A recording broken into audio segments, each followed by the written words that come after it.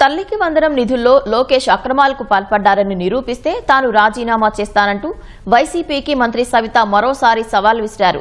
అభివృద్ధిని చూసి వైసీపీ నేతలు ఓర్వలేకపోతున్నారన్నారు. పాఠశాల విద్యార్థులు తల్లిదండ్రులతో ముచ్చటించిన ఆమె తల్లికి వందనం అందిందా అని ప్రశ్నించారు. అందుకున్నామంటూ విద్యార్థులు తల్లిదండ్రులు హర్షం వ్యక్తం చేశారు.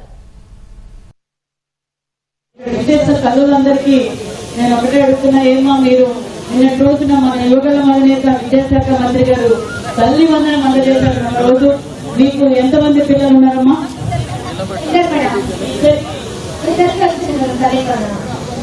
మీకమ్మా?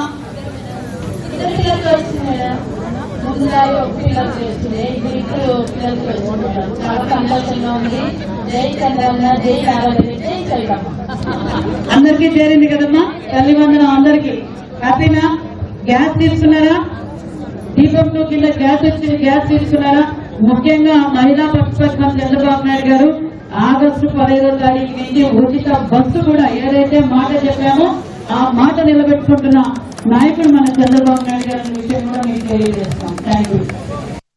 జగన్మోహన్ రెడ్డి గారి అంటే లోకేష్ బాబు గారి ఖాతాలో 2000 పడింది అని నిరూపిస్తే నేను ఇప్పుడు కూడా మా నియోజకవర్గ ప్రజలు ఎంత నమ్మకం అయితే ఇచ్చారు, అదే నమ్మకంతో నేను చెప్తున్నాను, ఖచ్చితంగా నేను మంత్రి పదవికి ఎమ్మెల్యేకి రాజీనామా చేస్తా. మరి దమ్ము ధైర్యం ఉంటే పులివెందల ఎమ్మెల్యేకి రాజీనామా చేయడానికి సిద్ధమని మరొకసారి ఛాలెంజ్ చేస్తున్నాం.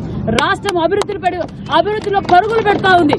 ఒకటి కాదు, ఒక పక్క ఇరిగేషన్ ప్రాజెక్టు భావితరాల భవిష్యత్తు కోసం, ఒక పక్క అమరావతి, ఒక పక్క పోలవరం, మళ్ళీ ఈ రాయలసీమను సస్యశ్యామలం చేయాలని బనకచెర్ల డ్యాం కూడా నేను అడుగులు వేస్తున్నామనే విషయం కూడా తెలియజేస్తున్నాం. అభివృద్ధి ధ్యేయంగా పనిచేస్తుంటే జగన్మోహన్ రెడ్డి గారికి అర్థం కాల ఈ ఒక్క సంవత్సరంలోనే రాష్ట్రం పరుగులు పెడతా ఉంది అన్న విషయం అర్థం కాక ఆయన శవ రాజకీయాలు చేయడం ఆయనకు అలవాటే. కాబట్టి మేము చేసింది ఆవేశపూరితమైన రాజకీయ ఛాలెంజ్ కాదు. నేను ఈ రోజు కూడా ఆ ఛాలెంజ్ పై నిలబడి ఉంటానని కూడా తెలియజేస్తాను.